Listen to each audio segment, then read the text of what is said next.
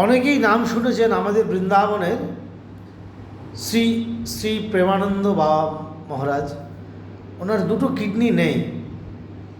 তো আমাদের ভারতবর্ষ একটা আশ্চর্য জায়গা, মানে এখানের কি কি জিনিস আছে, ঈশ্বরের ঐশ্বরিক শক্তি, দৈবিক শক্তি, সেটা ভাষায় প্রকাশ করা যায় না। অনেকে হয়তো মুনি ঋষি ওনারা সেটা অনুভব করতে পারেন, আমরা সাধারণ মানুষ তবু কিছু কিছু জিনিস আমরা দেখতে পাই, যেটা দ্বারা বুঝতে পারি যে ঈশ্বরের কত শক্তি আছে। প্রেমানন্দ মহারাজ বৃন্দাবনে যিনি আছেন, ওনার দুটো কিডনি নেই। অনেক শিষ্য ওনার, অনেকজন মানুষজন যে ওনাকে রিকোয়েস্ট করেছেন যে আমি কিডনি দিয়ে দিচ্ছি আপনাকে, বা কেউ বলেছে আমি কিডনি পাওয়া যায় তাও ব্যবস্থা করে দিচ্ছি। উনি বলছেন চাই না, একটা কিডনি আমার তো কিডনি আছে, একটা কিডনি কৃষ্ণ, একটা আমার রাধে।